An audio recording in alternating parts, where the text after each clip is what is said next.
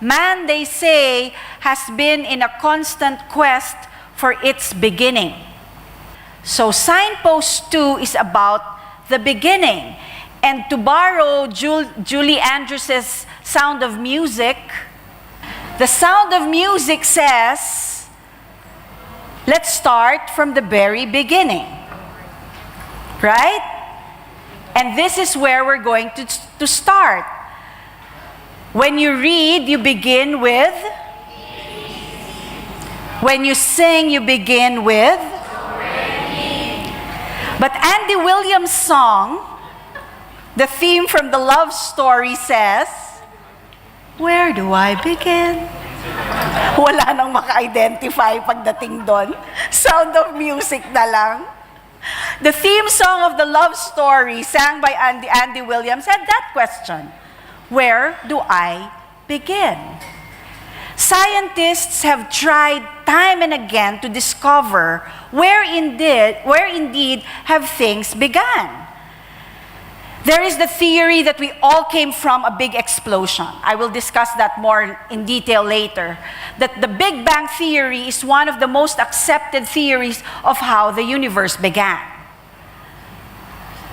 And it's still a wonder because scientists up until now, if the effect was an explosion, they are still wondering and thinking as to what the cause of that explosion is. Ang hindi po nila mailagay is that all other religions, all other texts would define that the universe or the world, creation, has been eternal, no beginning and no end. But when we turn to the Bible, Genesis chapter 1, verse 1, had the answer to where the beginning is. In the beginning, God. And that is where it all started. Since the Bible was written, it has been expressed that the beginning was God. It is such sheer impossibility why people are still in search of where all things began. Astronaut John Glenn, in one of his trips around the world in space, had this to say.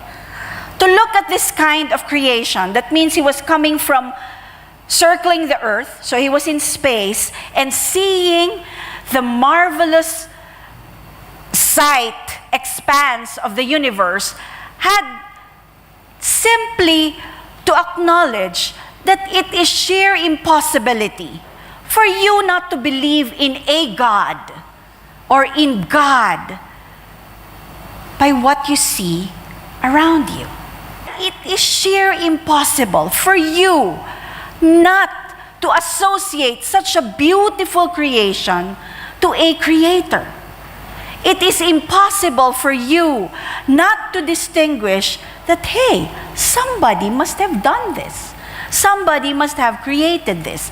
When we see a beautiful painting, acknowledging the beauty that is there, what do we say? Ang galing ng artist. When we hear of a beautiful song, what do we say? We acknowledge its composer. Thus, the question still remains. Why is it that man has always been in a constant search for where it all began, when God Himself has already in full display is telling us, this is where it all began. Mahilig tayo doon sa kasabihan, ang sabi ng lolo ko, nakita mo na ba yung lolo ng lolo mo? Hindi, di ba?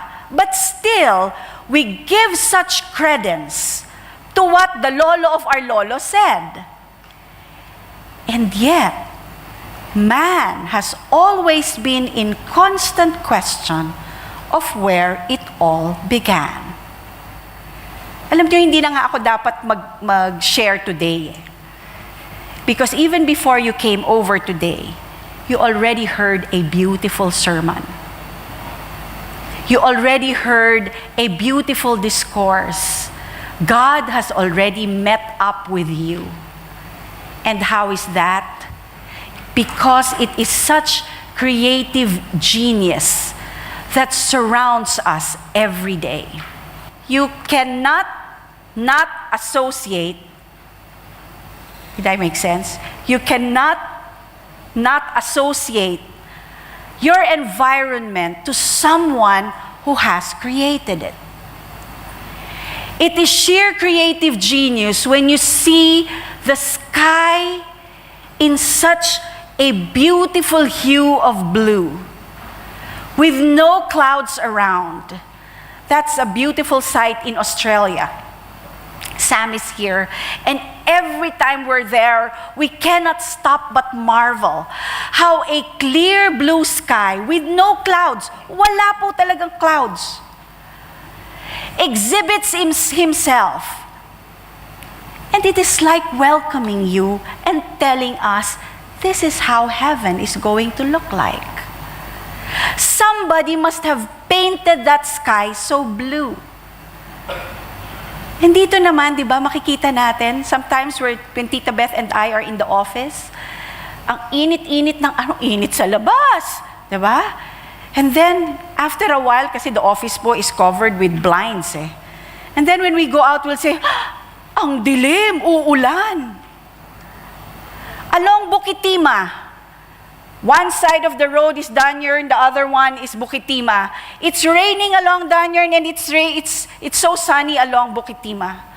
How can you not distinguish that there must have been someone who created this?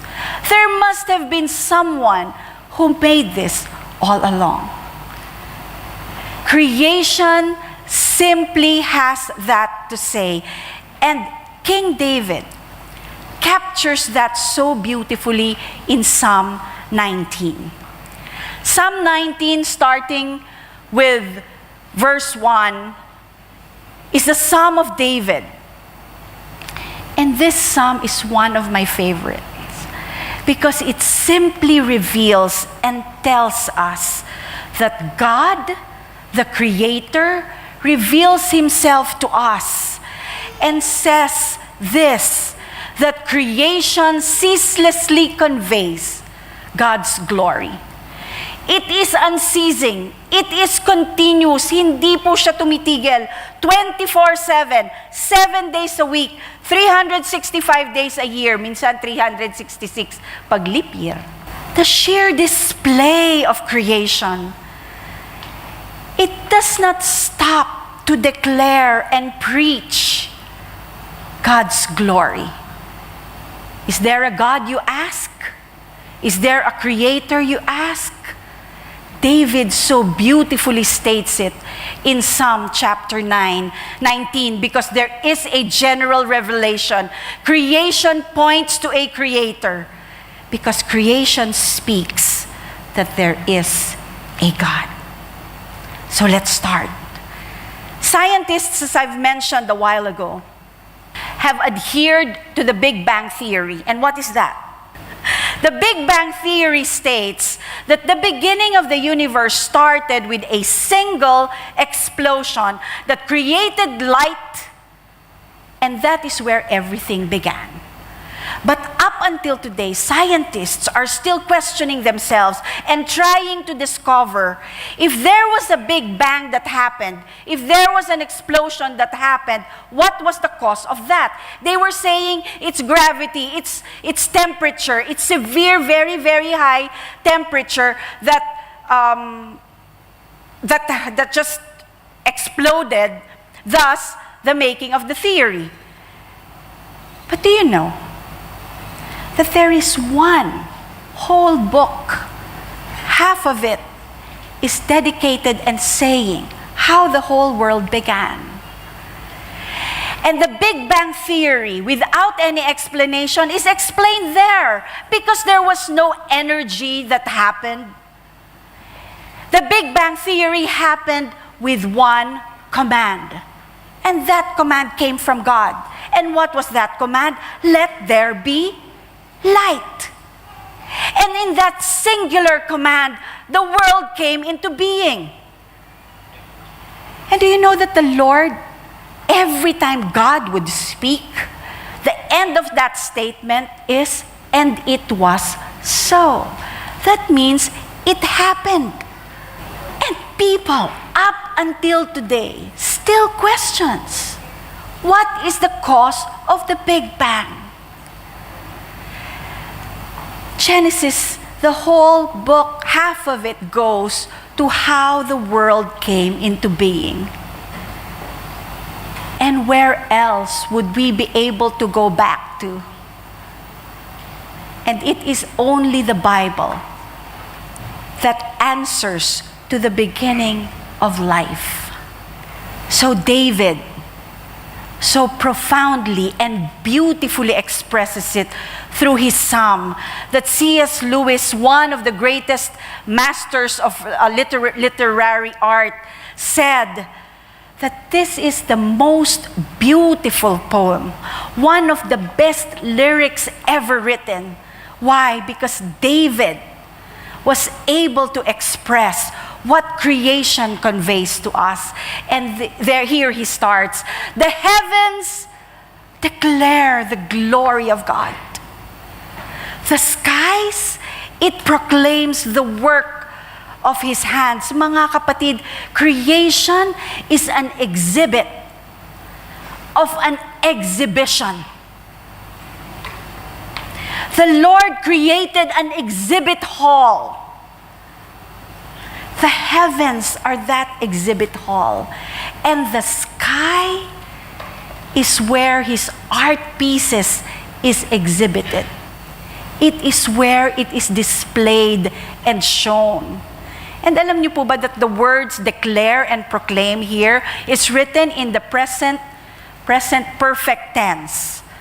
That means it is always declaring. It is always proclaiming. It never stops.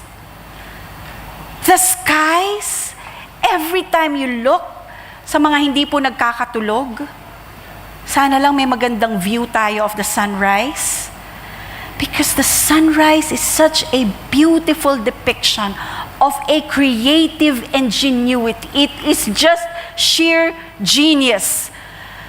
The transformation from pitch dark, from a very dark horizon, and the changing from a small tint of yellow, turning brighter and brighter and brighter, until the sun will be able to illuminate the whole place where you are. The skies proclaim the works of his hands. It is such a masterpiece that every one of us will just be able to stand and marvel in sheer awe. Sabi po nila, kanina di ba we had astronaut John Glenn speaking, sabi nila, when man landed on the moon the first time, they were seeing how beautiful the expanse of the space was. But once they landed, ano po yung famous line? One small step for man and one giant leap for mankind. Mali daw po yun. Rumor has it, chumismis pa eh. Rumor has it that the actual first statement, as soon as they jumped out of the space rocket, was, "Oh my God." Why? Because it's true that everything that you will see there, you can only attribute it to God. They were in a darkness that nobody can fathom. And yet, the beauty of creation was something that they could see. Pero paano naman tayo? Di naman tayo sasakay ng rocket ship. Baka in the future, baka our children, there might be commercial flights to the moon already. Right? Before, there were no planes going around. Who would know? Papaalam yung anak mo sa'yo, "Mommy, I'm going on a field trip." "Oh, anak, saan kayo pupunta?" "We're going to Mars." Oh. Diba? we wouldn't know. Maybe in the future there will be commercial flights indeed going to space. But how about us now, who cannot really see out of space, out of the world? Just the mere going out of the house and you see the expanse of the skies, of the heavens, it will just bring you to marvel and indeed say that this is such a glorious creation. When we were new in Singapore, I was telling Pastor Joey that I felt that Singapore was landed on such a big garden because everything was so coiffured. The trees were all in place. Diba? Parang lahat ng puno pantay-pantay. The shape were all the same. Parang the trees had a tree dresser. Everybody was fixing it. The shrubs, they were all just plain. But still, don't you come out and marvel at the beauty of the creation that God is giving us, the benefits that has it? That's why everybody wants green, everybody wants gardens, because they simply give you that refreshing feeling. And God gave that to us. The heavens declare the glory of God, and the skies proclaim the work of His hands. Day after day, they continue to speak. Night after night, they make Him known. It never stops. This morning, the sun rose from the east and is going to set this afternoon at the west. Tomorrow, the sun will rise from the east and it will set on the west. The following day, the next month, the next year, it will happen again. Day after day, they continue to speak, and night after night, they make Him known. It is not going to stop. Whether it's the day or the night, it will make itself known that there is a God who created all of this, and it is given for your benefit. The purpose of creation is to give glory to God. That when we step out and marvel and we'll be able to see the beauty of creation, the only thing we can say is to thank God for this. You ask, is there a God? Yes, there is. And creation gives Him glory.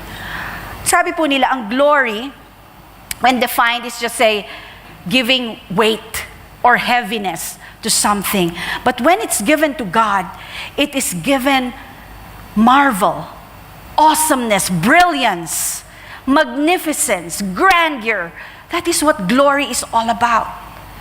That when you look at the expanse of the skies and the heavens, there is nothing that you will associate such a beautiful spectacle apart from the creative genius of God Himself. They speak without a sound or word.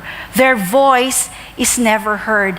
And yet, the following says, yet their message has gone throughout the earth, and their words to all the world.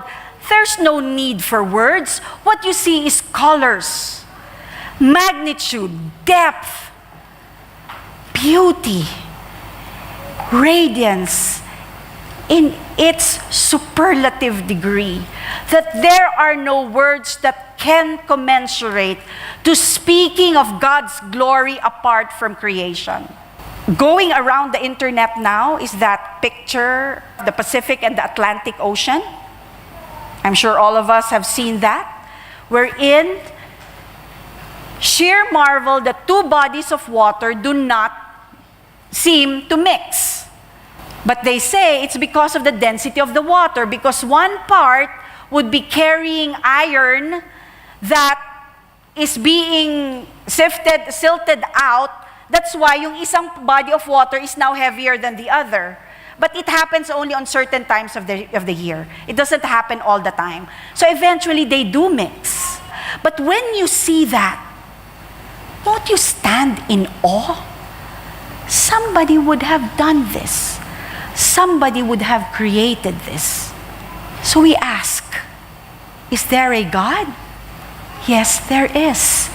Because as the Apostle Paul says in Romans chapter 1, for ever since the world was created, people have seen the earth and sky. Diba? Pag baby, as a matter of fact, we bring them out para maarawan. Tama? As early as the time that they cannot comprehend what they can see, all they know is that there's such a bright light on my eyes. Ever since the world was created, people see the heaven, the earth, and the sky. And through everything God made, they can clearly see invisible qualities, the eternal power, the divine nature. Why? So they have no excuse for knowing God.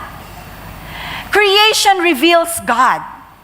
Creation shows forth the glory of God. Why? So that no one can come before God at His throne room and say, Lord, nobody told me about you. Hindi ko naman po narinig. I did not hear. I did not read because I'm there in the far-flung mountains of who knows where. But Apostle Paul said, no. Nobody can give that excuse. Why? Because the heaven and the skies and the earth will reveal God's glory. Pag sobrang lakas ng kulog at kidlat, anong gagawin natin? Ang mga tao po ngayon sa Marikina, pag sobrang lakas ng ulan, talagang luluhod sila at magdadasal After ondoy. O, di ba? The sheer power of God. And when He hears the plea of His people, at pag nagdadasal ka, tapos biglang tumigil, sa pagdadasal mo, biglang sabi mo, there is a God.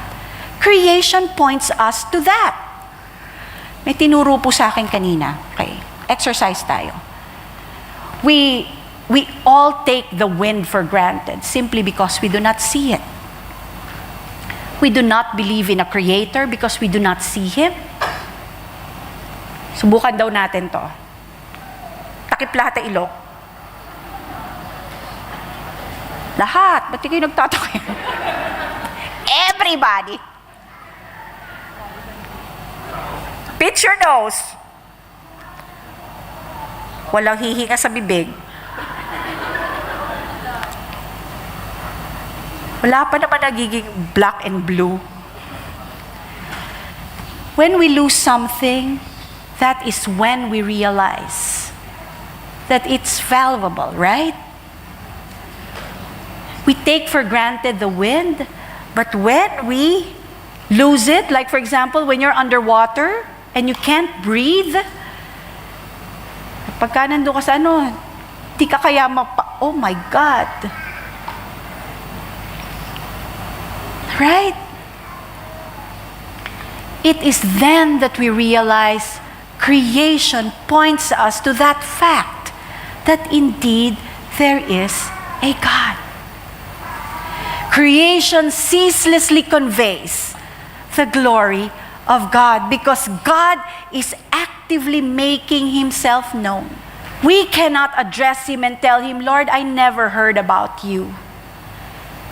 Because words are not enough to contain the gloriousness of creation, the marvel of creation.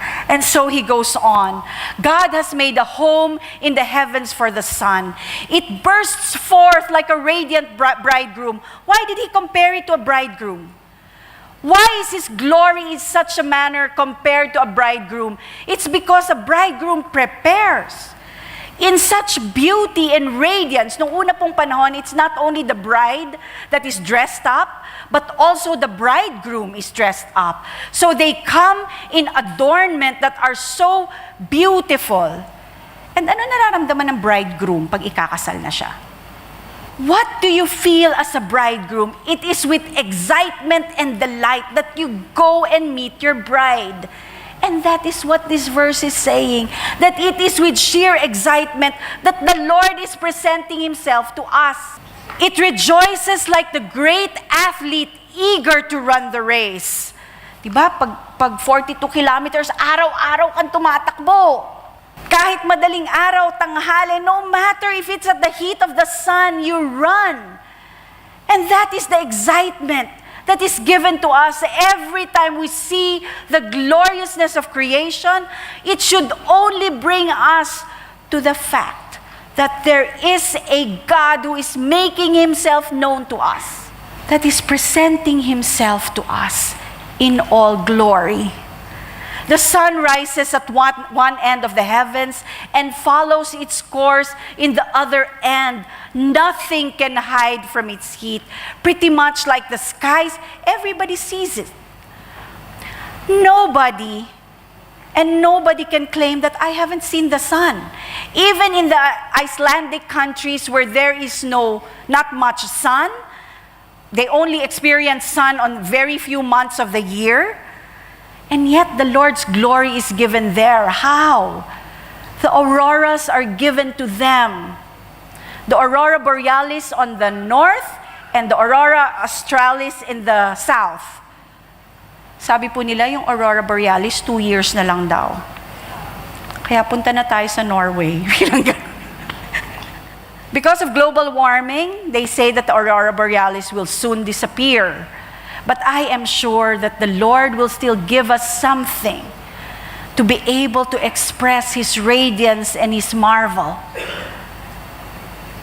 But just to see that the sky is painting itself with a rainbow of colors will already bring you to the fact and bring you to your knees to give glory to God. Because creation ceaselessly conveys God's glory, from the rising of the sun to the setting of which only the Lord's name will be glorified. When God came to command the light and the darkness, when the Lord gave us the moon, the sun, and the stars, it is for one purpose and one purpose alone. It is for us to be able to understand that there is a God who wants you to know him and to know him well. The God quest is in that journey. For the next signpost, that is what we're going to learn. When you wonder if there's a God and you ask what he's like, the sun rises on the east and sets in the west. That was true yesterday, today, and it will be true tomorrow. The sun moves faithfully through its course through each day and has done so since God created it. The sun covers the whole sky for us to be able to know the magnificent God who has created it. Is there a God? Do you want to know that God who has given you all of these created things? May you join us on the quest for a lifetime. The next thing that creation should do is never cease to amaze us. So what do we do now? Stop, look up, and listen. There will be no words. There will be no audible voices. It will be a speechless speech. But God will always give you that marvelous thing of the creation that he has given us. And with that gloriousness, may we be able to declare the glory of God. Creation preaches us a sermon every day. May we be able to stop, look up, and listen.